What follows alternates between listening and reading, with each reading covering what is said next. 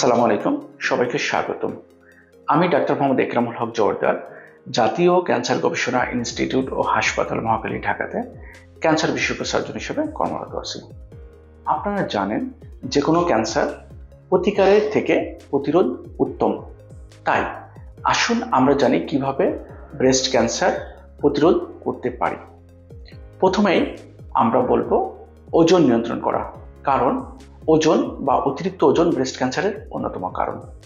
এছাড়াও নিয়মিত পরিমিত খাদ্যাভ্যাস মেনটেন করা, কারণ হেলদি খাবার ব্রেস্ট ক্যান্সার প্রতিরোধের অন্যতম উপায়।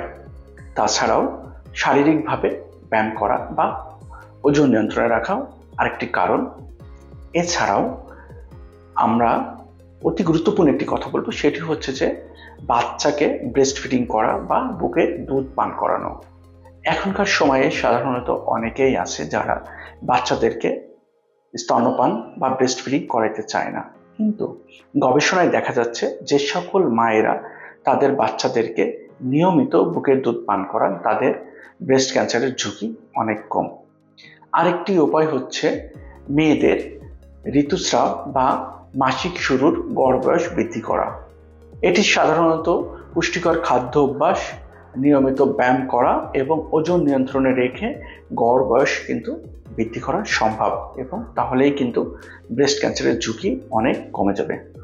আরেকটি উপায় হচ্ছে ধূমপান পরিহার করা, মদ্যপান পরিহার করা এবং ওরাল কন্ট্রাসেপটিভ পিল আরেকটি কারণ যেটি ব্রেস্ট ক্যান্সারের অনেক বেশি ঝুঁকি বাড়িয়ে দেয়। তাই এই ওরাল কন্ট্রাসেপটিভ পিল বা জন্মবিরতিকরণ পিল গ্রহণ না করেও কিন্তু ব্রেস্ট ক্যান্সারের ঝুঁকি অনেক কমানো সম্ভব। তাই আসুন যেসব কারণে ব্রেস্ট ক্যান্সারের ঝুঁকি বেড়ে যায় সেগুলো আমরা পরিহার করি এবং ব্রেস্ট ক্যান্সারের ঝুঁকি কমাই। ধন্যবাদ, ভালো থাকবেন।